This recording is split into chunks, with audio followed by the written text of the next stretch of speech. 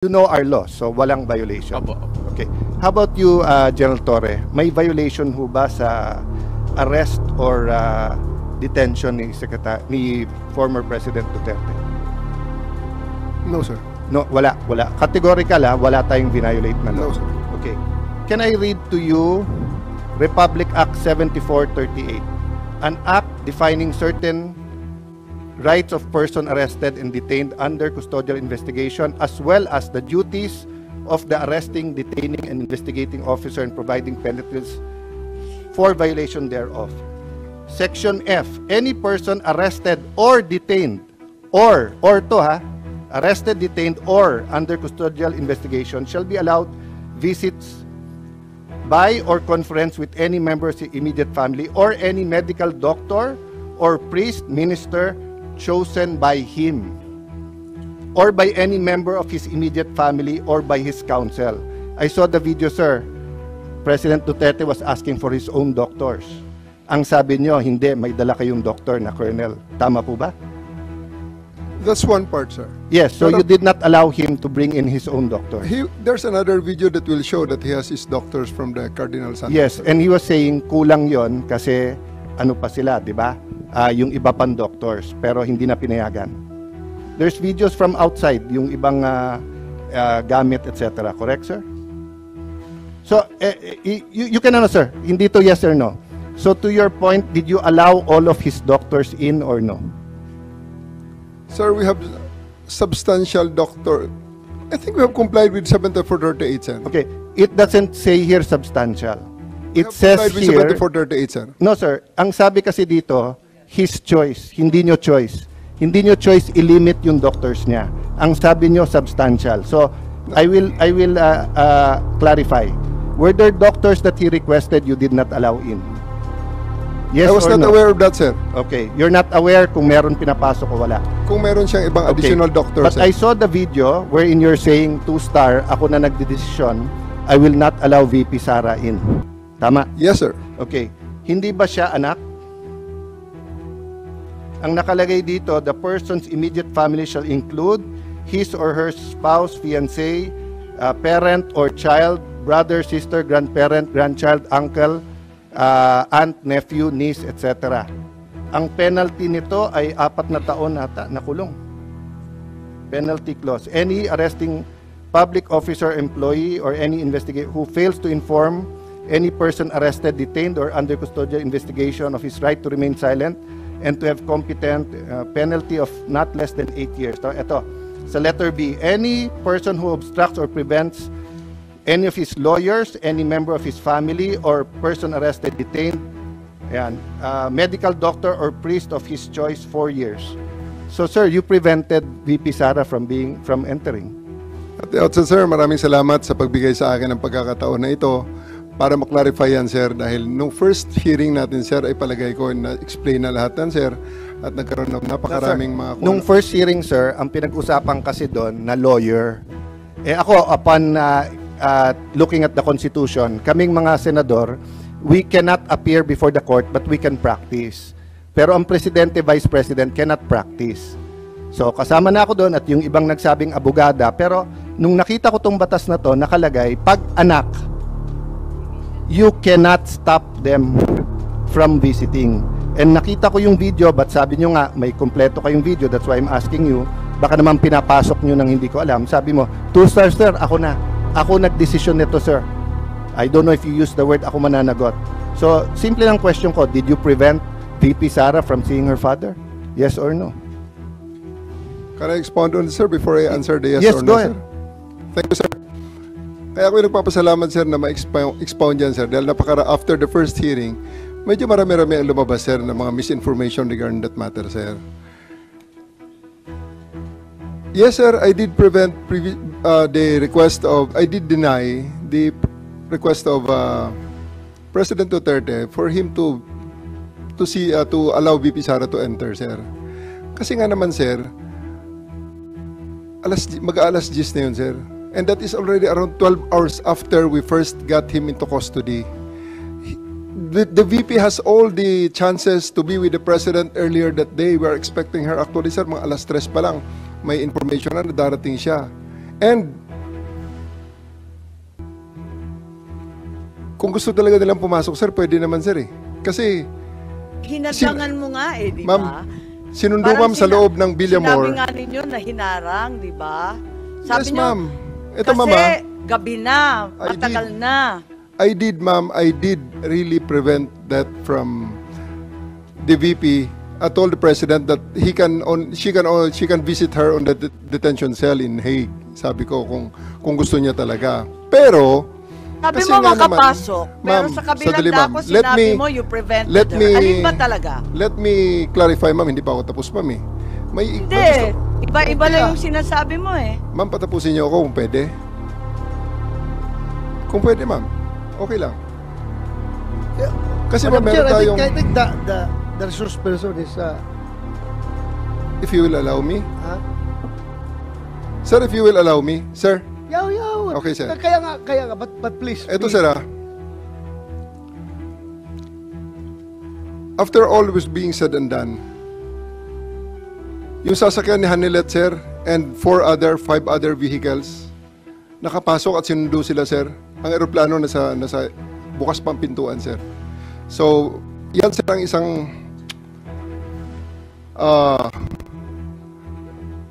tumayong balahibo ko nun, sir, noong panahon na nakita ko, naku, andyan yata si VP Sara, andyan si Bongo nakapasok na. Kasi sinusundo na, sir, si Hanilet at saka si Kitty, sir, ng kanilang mga sasakyan, together with the other entourage. Bakit nila sumabay dun, sir, sa tarmac? Bukas pa naman, sir, ang pintuan. Alam mo, Madam Chair, Sir, Sir. you That's a new ibig mong information, sabihin sir. kung pwede pumasok yung si Ma'am Hanilit at saka si Kitty, gusto mo ring sabay-sabay na sila. Sir, ganito. Hindi ko dinideny na pinrevent ko si VP Sara na pumasok based on the request of the president, the former president. Okay, The reason for that, you prevented VP Sara from entering. yes, ma'am. Okay. Because the reason for that is that 12 hours na ang nakalipas at tapos na ang lahat ng mga delaying tactics. Nick, I cannot allow that. And otherwise, Nick, magiging magulo pa ang situation, Nag-expire sir. pala yung karapatan Sir, ng akusado. may expiration date pala yung karapatan ng anak na bumisita sa kanyang tatay. Sir, we do believe, ako, sir, personally, that's my call at that time because I'm operating on the premise na So ang it's your aking call. mission. So it's your call to Yes, violate sir. the law. Yes, It's your call to violate the law. Dahil nakalagay sa batas, binasa ni Senator Alan Cayetano na bawal na pigilan yung anak na bumisita. So it's your call to violate the law. hindi sa ganong context, sir. Oo. Anong konteksto? Anong Kasasabi konteksto mo mo? lang, talagang hinadlangan mo yung pagpasok eh. Mr. President, I won't belabor the point kasi sinagot nyo naman, sir, yung tanong ko. Kasi nga, going back to Ambassador Lacanilao, that's a violation of the law. If you look at the law, it says arrested, detained, and custodial investigation. Kung arrested lang to, baka may lusot, 12 hours, 6 hours, matagal na. Pero ang nakalagay sa law kasi, you cannot deny pag arrested, detained, and custodial investigation. No if, no buts tong batas na to because nga, in the past, lalo pagka, wala pa namang internet masyado nito eh. 1992, no? Wala pa masyado yung mga, bago pa lang yung mga, cellphone na ba nito or ano? But ang point, sir, there's no exceptions here. So that's a matter of defense kay General Torre. But just to pursue this, yung doctors ho ba ni President Duterte certified him fit to travel? Di ba sabi niyo, sir, eventually pinapasok niyo rin doktor niya. So nung una, sa video nakita ko, ay hindi pa kasi niyo nasasubmit yung buong video, kaya hindi pa namin nare-review, no? That's why I'm giving you the benefit of the doubt. Kasi I'm not an eyewitness, I didn't see and even if I'm not an eyewitness, I didn't view the video, no? So dun sa nakita ko kasi, you were denying, the President was saying, you have to make sure I'm fit to travel, and then sabi niya, doktor ko, ang sabi niyo, may doktor na dito, it was a police or military colonel. So eventually you let in some of his doctors, correct, sir? Yeah. Did they certify that he was fit to travel? I believe, sir, on that argument, we can already No, take... it's not an argument. I was just Sir, asking. okay, sir. Did Sir- they certify that he was fit to travel or hindi sila tinanong were they fit to travel? It's not part of the procedure for his private doctors for that to do that, sir. It will be the government doctors who will be No, taking that's not that, sir. true, sir. Ang nakalagay ho dito sa batas, it can be his doctors. Magiging inutil yung batas if you invite your doctors and then they cannot certify. So, ang mangyayari nun, if they certify hindi pwede, sinertify ng doctor pwede, korte ang magsasabi at kakasuhan yung doktor na nagkakamali. Hindi mo pwede basta't i-replace ng government doctor yung, so like now, no? If anyone here biglang nag-faint at sinabing hindi na siya pwedeng mag-appear dito, we have a Senate doctor. But if it's the doctor of the witness who tells us, we cannot immediately judge on the two. Kasi even dito po sa surrender, may mga tanong about being fit to travel eh. Na ang nakalagay nga and even yung baka mapahamak yung kapitan. Kasi kung titignan niyo po yung yung Yes. pinirmahan ng kapitan, sa pinirmahan niya po may nakalagay doon ha. Saan yun? Yes, Senator Cayetano, kung pwede lang Yeah, i-clarify, anyway, ang nangyari, si Kitty, sinabi talaga na hindi pinapasok yung doktor. At sinabi ni Dr. Rosa Alensi na ang dating Pangulo, napakataas na ng kanyang diabetes, umabot ng 328, he needs to be admitted directly to a hospital. Nagkaroon ng diskusyon doon sa Villamor, pinatawag yata, nung isang Colonel Dr. Donald Palma, cardiologist, na hindi siya nasa kalagayan na magbiyahe ng mahaba, pero pinirmahan ni Dr. Colonel Jonathan Rico, isa na namang Armed Forces Doctor, Commanding Officer ng Air Force, na pwede siyang bumiyahe. So, ibig sabihin, maliwanag na ang pumirma ng Certification of Fit to Travel ay hindi kanyang doktor na hindi pinapasok, kundi doktor ng AFP. Correct ba ho ang pagkakwento ni Madam Chair. Chairperson? No, Senator Go, just before ito yung dahilan kung ba't ko tinatanong ha. Sabi nga ni SOJ, sub-judice, meron na request, may petition for writ of habeas corpus.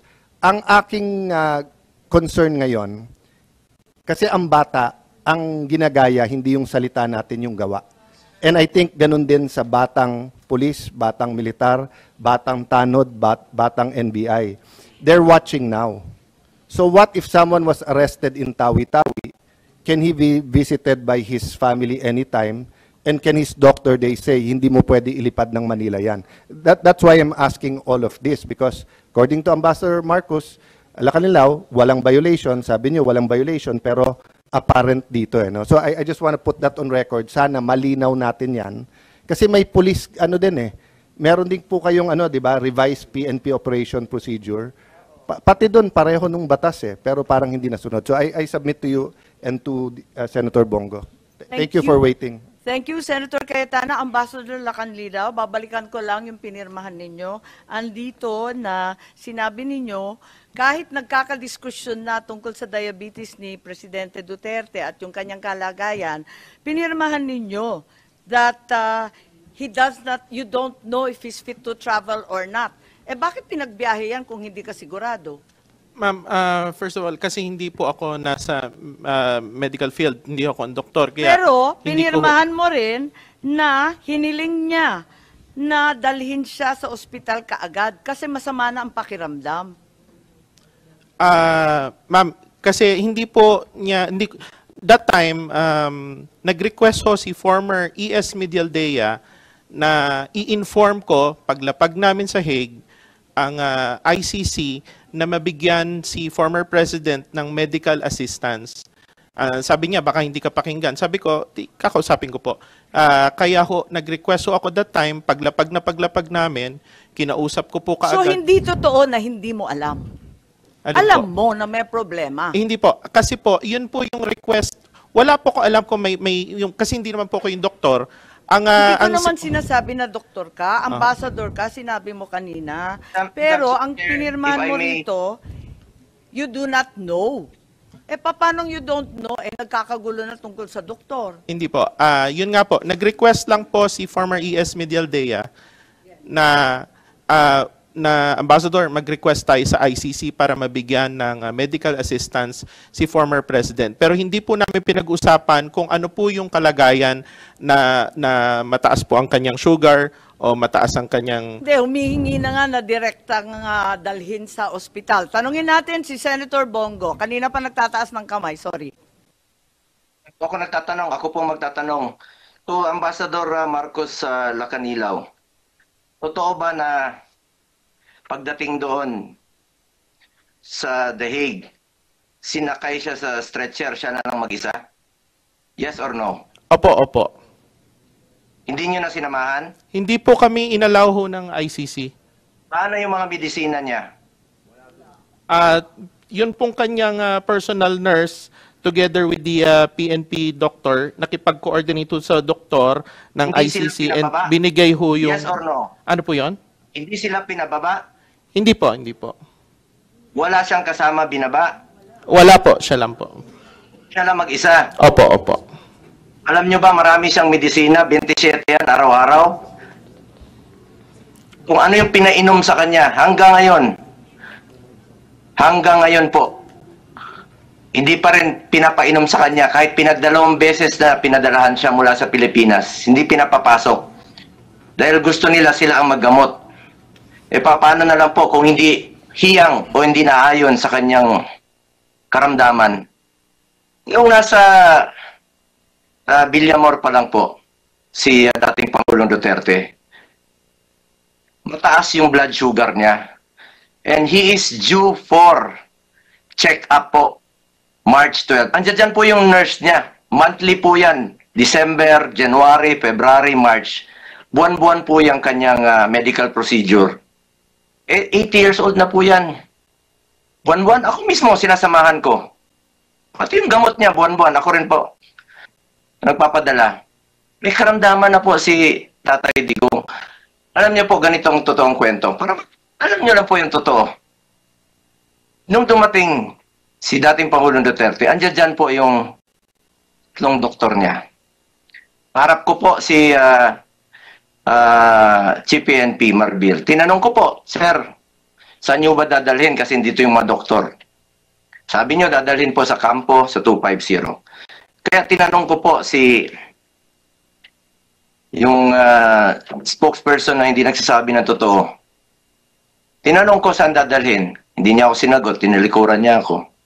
Sumunod po kami. Nung sumunod kami, hindi na po ako pinapasok. That was 10 o'clock. 2 o'clock, 3 o'clock. Meron pong sumundo sa amin. Sumakay ako sa sasakyan ni Ma'am Hanilet. Pagbaba sa gate, binababa po ako. That was 3 o'clock pa lang po. Binababa po ako. Hindi po ako pinapasok. Respeto lang naman ang hinihingi ko. Just for the record. Sino bang pumigil nito? Bakit kaya hindi kami pinapasok? Kaya hindi po ako nagtataka kung hindi po pinapasok si VP Sara nung gabi. Paano papasok? Eh, sarado na yung gate. As in, sarado. Lahat po ng gate sa kampo, sarado na po. Nung sinubukan ko pong pumasok, nagpaalam po kami. Pinababa po ako. Kahit nakasakay na po ako sa sasakyan. Nakiusap na lang po ako papasukin yung mga doktor. Yung tatlong doktor po. It took you about 3 hours, 4 hours pa po. After his arrival, bago pinapasok yung doktor. Yung oxygen niya nandoon, yung ambulansya po nandoon. Inantay muna about 3 to 4 hours. Or even 5 hours bago pinapasok po yung ambulansya. Pati yung doktor niya. Doon pa po nalaman na mataas 300 plus po ang kanyang blood sugar. With that findings, kung talagang chinek up ng doktor ninyo ng maayos, he is not fit to fly. He is not fit to fly. Due for check-up na po siya and admission po, March 12. You may check with his hospital sa Cardinal Santos. Naka-reserve na po yun. A week before pa po. Hindi naman magsisinungaling yung hospital. Yan na po. Yung gusto lang natin malaman dito, yung katotohanan lamang po. The truth General? Kung ano lang po yung totoo. Salamat po. General, tama ba yung sinasabi ni Senator Bongo na 3 oras nang nag-iintay yung sariling doktor ni dating Pangulo at hindi pinapapasok ng pagkahaba-habang panahon samantalang may sakit yung kanyang pasyente? There was a doctor from Cardinal Santos, ma'am, babae. At nag-request pa nga yun nung... 3 oras bang nag-intay? Nag-request pa ng... Diyan na ba si Day? na magpapasok ng ECG, ma'am.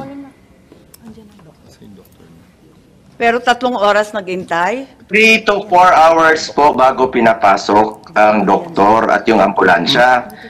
Ginawa nga pong installment yung pagpapasok ninyo. Una, papasukin muna yung isang doktor. Pinapasok na naman yung isang doktor. Finally po, kailangan pumasok yung ambulansya, yung ECG mismo, pati yung oxygen. Anuhin mo naman yung doktor, wala yung ambulansya, wala yung ECG, wala yung oxygen. Tingnan niyo po yung records niyo, ano oras nakapasok. 10 a.m. yung arrival, kapasok yung doktor, mga alas 2 na po, siguro alas 3. It took 4 hours. Pakiusap ko lang po yung katotohanan lamang po. Huwag na tayong magpaligoy-ligoy dito, huwag na natin iikot pa. The truth lang po. Maraming salamat, Senator Go. At nakita ko yung mga retrato ni Presidente Duterte nakahiga